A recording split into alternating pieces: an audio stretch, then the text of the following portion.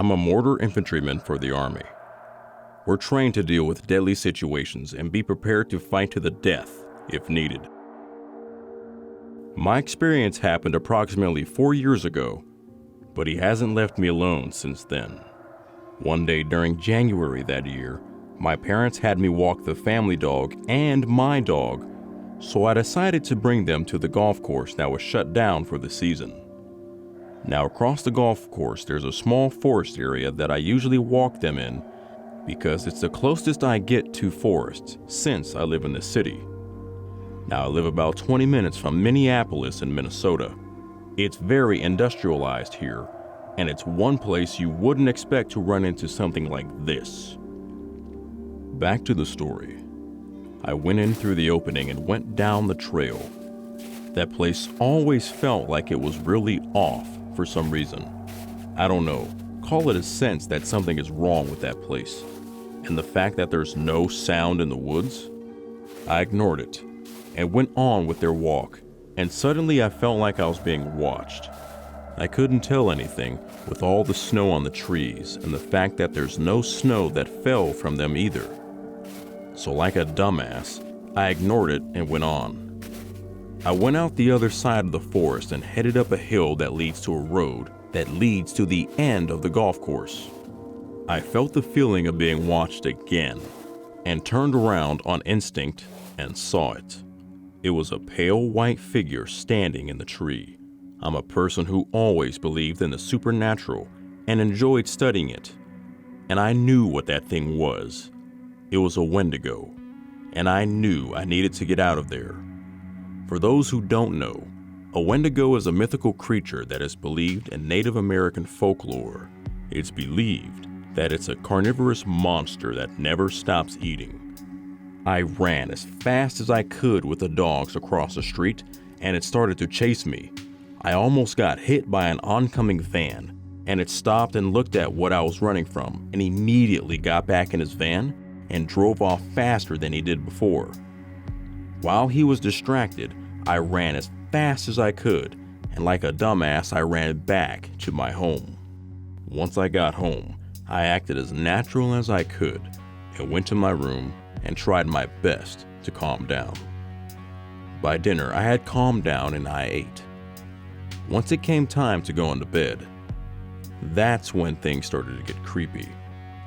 To explain the layout of the house where I'm at, my room is right below the roof and has another small roof that is above the front porch, which is right outside my window. So I shut my blinds and got ready for bed, but then I heard footsteps on my roof, followed by a small thump right outside my window. I saw the silhouette of it. That fucker was hunched over looking in my window as if he could see me.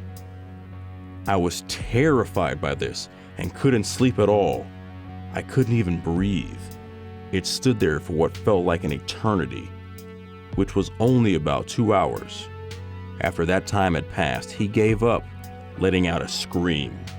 It was like a mix of the alien scream and a cat getting skinned alive, or the scream from a Wendigo from that video game, Until Dawn.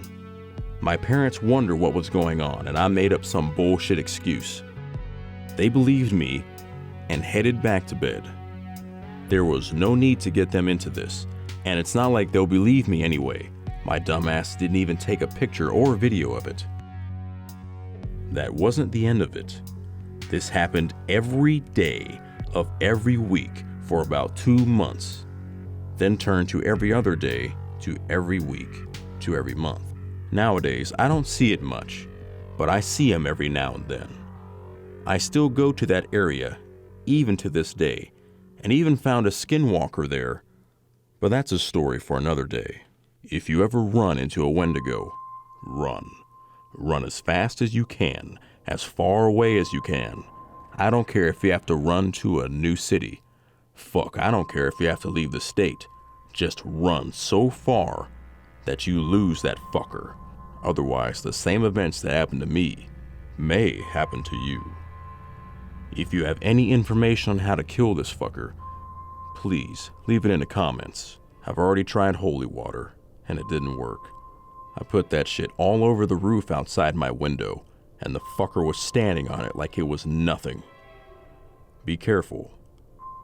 Sometimes while searching for monsters, they'll end up finding you.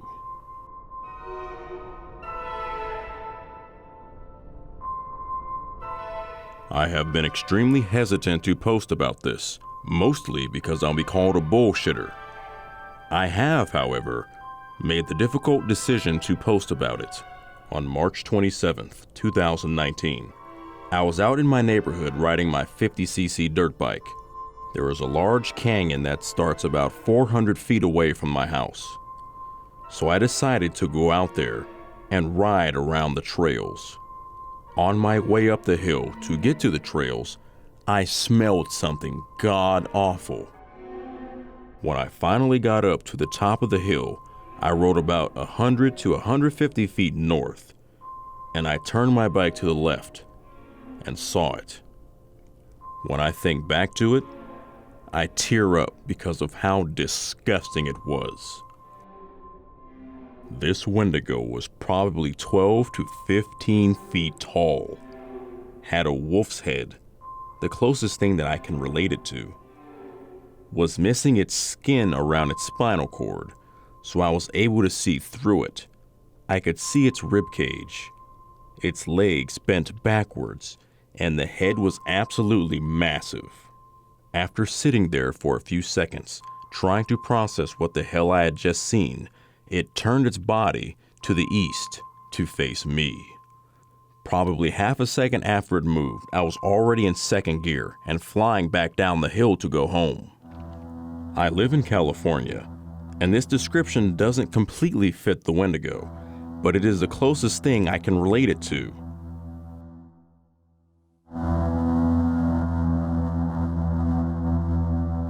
This story is 100% true, and I'm writing it on here to warn other people and let them know that there's definitely something out there. And to this day, I still don't know what it was, nor have I gone into any woods or forest whatsoever since. If you don't believe me, that's completely fine.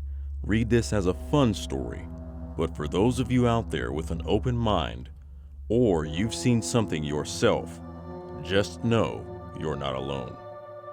And just typing it out and remembering this account is causing me to shake with anxiety and fear. First off, I am a girl and live in North Carolina. I was 15 at the time of my encounter and was definitely not a believer in anything supernatural, paranormal, or anything of the sort. It happened while I was at a local summer camp. There was absolutely nothing special about that day. No weird lights, people, animals, sounds, nothing. It was just the same camp schedule as I'd grown used to in the past 2 weeks I had been there.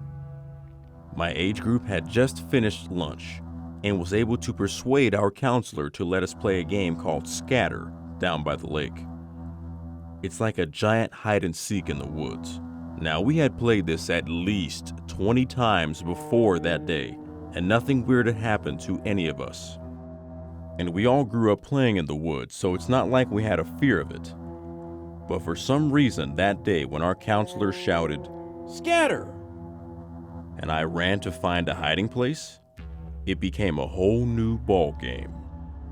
I had run as far as I could while still being able to see the lake, as were the rules, and I had found a huge old uprooted tree that I decided would be the perfect hiding place. So I laid down as close as I could against the ground and waited. I had been there for about 5 minutes when I suddenly heard a voice calling my name, in a weird, dreamy-like voice, and not just any voice, but my mom's voice.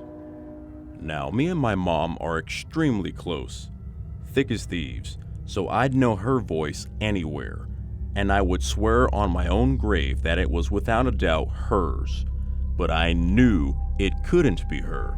She was 20 miles away at work, and even if it had actually been her, and she'd come to pick me up early, the voice wasn't coming from the lake. It was coming from further out in the woods, beyond the border of the camp. I knew I should have run away from this strange, mimic mom voice, but I couldn't. It was almost hypnotic. It messed with my thoughts and gave me doubts like, well, it could be Mom. Or, what if she's hurt? And I have to get to her. All these things were flooding into my mind like someone had a broken dam I didn't know was there, until they finally overwhelmed me and emotions got the better of me, and I took off running in the direction the voice was coming from. I ran as far as I could with only this strange voice as my guide. I couldn't have run for more than 5 or 7 minutes when I got to a clearing, and the voice suddenly stopped. When I entered the clearing and didn't hear my mom's voice calling me anymore, I could finally think clearly again and started to have little alarm bells go off inside my head saying, "You idiot! That's not Mom! Run!" But I couldn't run. I didn't know where to run. I had gotten so far away, I had lost sight of the lake and had absolutely no idea where I was, and I was completely exhausted to boot. With no other options than to sit and catch my breath, I did just that. No sooner had I sat down, more warning bells went off in my mind. I quickly did a 360 survey around the clearing and noticed a strange noise. It wasn't the continuation of the voice before. No, it was the distinct sound of chattering teeth, like if you were cold, only there was no one else around, and it was the middle of June in North Carolina. There's no way someone could be cold. And that's when I heard it. Leaves and sticks crunched on the edge of the small clearing, and I realized something was watching me. And then whatever it was moved, and fast, in circles around the clearing, almost like it was circling prey. And it was at that moment I knew whatever it was had led me out there away from the rest of my group, exactly like the predator my instincts had been screaming at me that it was. Without any other option than to try and escape, I took off in the direction I thought I came from and sprinted as fast as I could, all while I was hearing the chattering of teeth and sticks crunching behind me. I didn't know what to do. I didn't dare turn around to see what was chasing me. I knew that if I did, it would slow me down, and I absolutely would not slow down. It felt like a lifetime running away from this thing before I finally saw the lake, and even though I didn't think I could, I ran faster than I ever have in my life when I broke the tree line and ran to the lake where I knew my friends were. At that point, I felt safe enough to look back and see just what had been chasing me. But when I did, I only saw a fleeting form running back the way I'd come, and the distinct sound of chattering teeth. When I finally found my counselor, who was the seeker who was supposed to find all of us, I was hysterical with fear and hugged her as tight as I could. When I finally calmed down, she tried to get me to tell her what happened, but I just asked, "Were you calling my name?" Before she even said anything, I already knew the answer. After all, it had been my mom's voice that led me away from everyone else. But what she said to me was so much more chilling. She told me, "No one called for you. We didn't know you were gone. Everyone is still hiding. The game isn't over yet."